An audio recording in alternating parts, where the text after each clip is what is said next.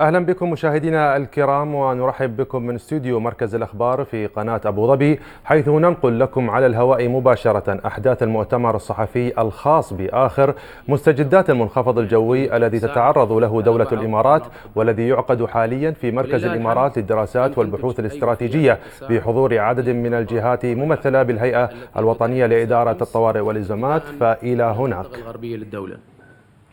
نتج عن الرياح القوية المصاحبة للمنخفض أضرار مادية بسيطة في مختلف أنحاء الدولة. كما قامت الهيئة الوطنية لإدارة الطوارئ والأزمات والكوارث وبتوجيهات ومتابعة من سمو الشيخ الزاع بن زايد آل نهيان مستشار الأمن الوطني، وسمو الشيخ طحنون بن زايد آل نهيان نائب مستشار الأمن الوطني، بإصدار التوجيه الاستراتيجي الوطني للجهات المختصة والمساندة برفع مستوى الاستعداد والجاهزية وتفعيل خطط الطوارئ لمواجهة الحدث. كما تؤكد الهيئة الوطنية لإدارة الطوارئ والأزمات والكوارث للجمهور الكريم على أن جميع الإمكانيات والقدرات الوطنية تم تسخيرها لمواجهة أي تداعيات لمواجهة ما تنتج عنه الأحوال الجوية الغير عادية. كما ونؤكد للجمهور على أن جميع الجهات المشاركة في الاستجابة لهذا الحدث والمساندة لها على أهبة الاستعداد وبكوادر وإمكانيات بشرية ومادية ذات كفاءة عالية ومدربة بشكل جيد للتعامل مع هذه الأحداث. وفي هذا السياق قامت فرق الطوارئ والأزمات المحلية في كل إمارة بعدة اجتماعات والتنسيق والتواصل فيما بينها وبين الجهات العاملة في كل إمارة بتحديد الأدوار والمسؤوليات والوقوف على مستوى الجاهزية وتفعيل الخطط والإجراءات اللازمة للتعامل مع مثل هذه الأحداث. ونحن من خلال هذا المؤتمر نود التأكيد على أن الهيئة الوطنية لإدارة الطوارئ والأزمات والكوارث تتواصل وبشكل مستمر من خلال مركز العمليات الوطني مع جميع الجهات على المستوى المحلي والاتحادي لتنسيق الجهود ومساندة فرق الطوارئ المحلية بالإمكانيات اللازمة للتعامل مع مثل هذه الأحداث. والجدير بالذكر هنا أرسلت الهيئة الوطنية لإدارة الطوارئ والأزمات 64 معدة ثقيلة مختلفة موزعة على بعض مناطق الدولة. نهيب بالجمهور الكريم اتباع التوجيهات والإرشادات من قبل الجهات الرسمية المختصة بالدولة والتعاون معها لضمان سلامة الجميع، وأن يحفظ الله دولة الإمارات العربية المتحدة من كافة المخاطر والكوارث. السلام عليكم ورحمة الله وبركاته. شكرا للسيد دكتور جمال الحسني. والآن يتفضل العقيد يمع سالم علي الدهماني مدير عام الدفاع المدني بأبو ظبي بالإمارات، فليتفضل يلقي البيان. شكرا. بسم الله الرحمن الرحيم. أرحب بكم في هذا اللقاء، ونؤكد لكم أن أجهزة وزارة الداخلية المختلفة على أتم الاستعداد والجاهزية بكافة أجهزتها الشرطية على مستوى الدولة لمواجهة الحوادث المختلفة التي تقع نتيجة المنخفض الجوي التي تمر به الدولة الآن. ونعلمكم أن هناك متابعة حثيثة ومتواصلة من الفريق سمو الشيخ سيف بن زايد آل نهيان نائب رئيس مجلس الوزراء وزير الداخلية للأوضاع التي تمر بها الدولة. ورفعت غرفة العمليات بالدولة والمرور والدوريات ومراكز الدفاع المدني والطوارئ والسلامة العامة على مستوى الدولة من جاهزيتها لتقديم المساعدات والإسعافات وخدمات الإنقاذ للمصابين والمتضررين جراء الحوادث. وأن وزارة الداخلية والأجهزة الشرطية كافة بالدولة لديها الإمكانيات والأجهزة التي تؤهلها للانتقال السريع إلى مواقع الحوادث والتعامل معها باحترافية كبيرة لتجنب الخسائر في الأرواح والممتلكات. لقد تلقت غرفة العمليات بالدولة عددا من البلاغات والاتصالات الهاتفية التي تفيد بوقوع حوادث بسيطة في مناطق الغويفات والسلع وجزيرة دلمة نتيجة هطول الأمطار الغزيرة المصحوبة بالبرد والرياح الشديدة، ونتج عنها تعرض دوريتان للمرور لأضرار بسيطة، كما تضررت بعض المنازل في جزيرة دلمة بأضرار بسيطة وسقوط بعض الأشجار في الشوارع العامة، وتلف عدد من اللوحات الإرشادية ومظلات مواقف السيارات. ولكن على الفور قامت الأجهزة الأمنية بالتنسيق مع الأجهزة الحكومية ذات الاختصاص لإزالة هذه الأشجار والعوائق المختلفة من الشوارع، ولم تقع أي إصابات في تلك المناطق من جراء هذه الحوادث والحمد لله. أما في منطقة الرويس فقد تعرض شخصان من الجنسية الآسيوية لإصابات بليغة، تم نقلهم بواسطة إسعاف الشرطة إلى مستشفى الرويس لتلقي العلاج المناسب. أما في إمارة راس الخيمة أدى جريان بعض الأودية أمس في الإمارة إلى احتجاز عدد 3 أشخاص نتيجة السيول، وتم إنقاذهم بواسطة طيران جناح الجو.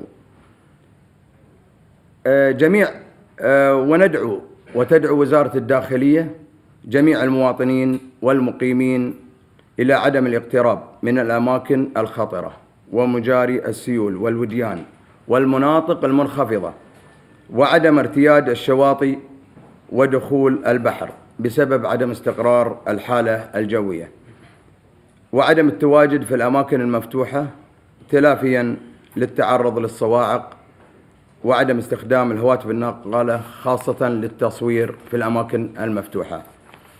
كما أدعو السائقين إلى الحذر والانتباه عند الانتقال بالمركبات من خلال تجنب السرعة الزائدة والتقيد بقوانين السير، وعدم اللجوء للسرعات في مثل هذه الأجواء خشية الانزلاق والتسبب بحوادث السير.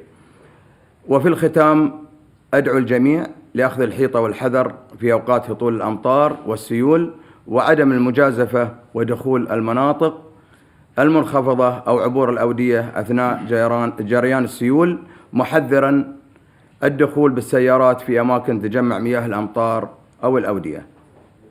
ونود نذكر للإبلاغ عند وقوع أي حدث أو أي حادث يرجى الاتصال عند الضرورة على هاتف الطوارئ اللي هو 999، ونتمنى السلامة للجميع وشكرا.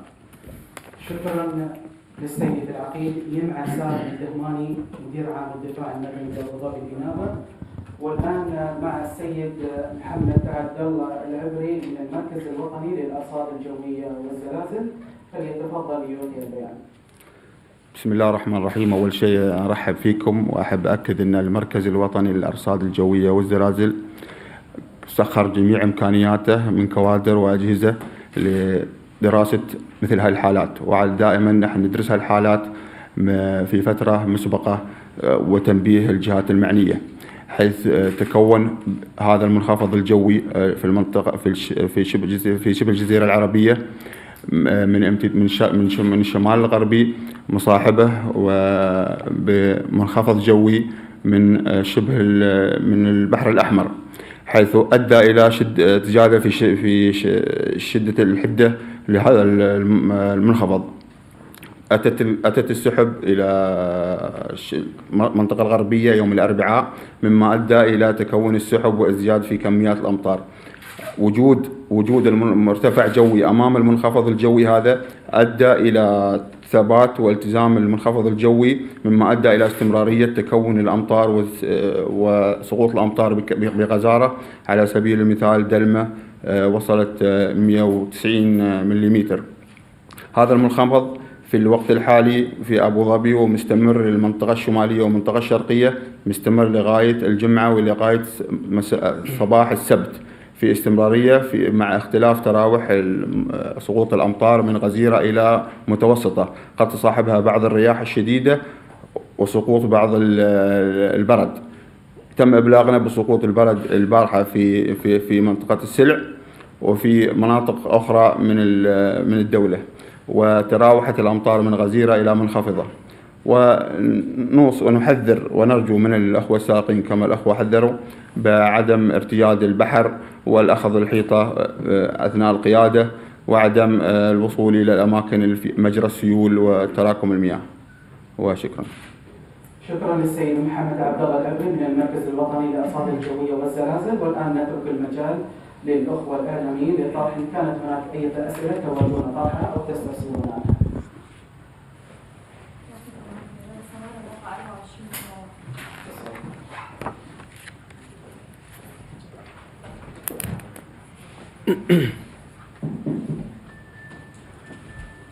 سؤالي للدكتور الحسن. اليوم صباحا أعلقت وزارة التربية والتعليم دوام طلبة المدارس، وبسؤال خاص للوكيل علي أحمد السويدي عن أسباب تأخر قرار الوزارة بتعليق دوام المدارس، أجاب بأن المعلومات التي وصلت من إدارة الطوارئ والأزمات لم تكن واضحة لتستطيع الوزارة تحديد الدوام أم لا، مما أحدث إرباك مروري كبير بل وانعكس على دوام بعض الموظفين في المؤسسات. فما تعليقكم على هذا الموضوع؟ وبخصوص استمرار سقوط الأمطار إلى يوم السبت، أعلنت أيضا بعض المدارس الخاصة أنها ستعوض اليوم الدراسي الخميس بامتحانات إلى يوم السبت. فما هي المعلومات لديكم عن أمن الطلبة وحمايتهم بهذا الخصوص؟ شكرا. شكرا جزيلا.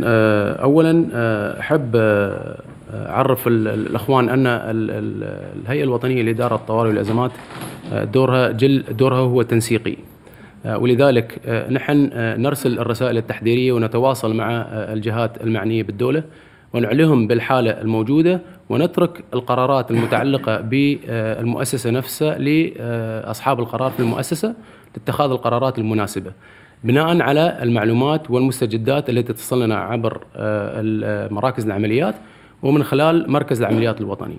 فلذلك القرار يتخذ فيما يتعلق بالمدارس يتخذ في وزارة التربية والتعليم وبالتنسيق مع الهيئة الوطنية لإدارة الطوارئ والأزمات. بما يتعلق باستمرار الحالة، نعم، المعلومات تشير إلى أن الحالة راح تستمر معنا خلال اليومين القادمين، وإن شاء الله يعني تكون الناس قرأت الرسائل التحذيرية واستعدوا لليومين القادمين، بما في ذلك المؤسسات الوطنية العاملة في الدولة واتخاذ الإجراءات اللازمة لحماية وتأمين جميع العاملين والطلبة في سواء كان في وزارة التربية والتعليم أو أي وزارة أخرى أو منشأة أخرى. أرجو أن هذا يكون جواب. حاليا جديدة 10. أول سؤال للدكتور، عم ذكرت إنه في 64 معدة ثقيلة هي عبارة عن شو هاي المعدات، وساعات العقيد كمان ذكرت إنه كان في 3 أشخاص احتجزوا كانوا يعني محشورين بمكان وإنه أنقذوهم. شو بالضبط هم كيف تم احتجازهم؟ يعني شو كان بالضبط الموضوع كيف أنقذوهم؟ وبخصوص إنه رح تخلص يوم السبت، فهل مركز الزلازل عنده فكرة إنه أكثر رح يرجع يصير هيك منخفض جوي كمان يكمل هالشتوية رح يصير في مثل هالحالة؟ لو تسمحوا لي أبدأ، بس الجواب راح يكون قصير. المعدات الثقيلة هي معدات مختلفة يعني لمساندة فرق الطوارئ القائمة على إزالة الآثار أو منع أي أضرار، مثل الشياول وشفط المياه، معدات متخصصة لإزالة الأضرار. بالنسبة للمنخفض الجوي، هذا المنخفض الجوي المركز الوطني للأرصاد الجوية والزلازل يقوم بدراسة دائما للمنخفضات هذه. المنخفض هذا حصل شبيه له في نفس التاريخ 20/11 في 2006، نفس المنخفض الجوي عادة ما يتكرر في هذا الموسم، والموسم هذا موسم الفترة الانتقالية من الصيف إلى الشتاء، عادة ما تكثر فيها المنخفضات الجوية. يعني ممكن نقول إنه دي حصلت صدفة أو يعني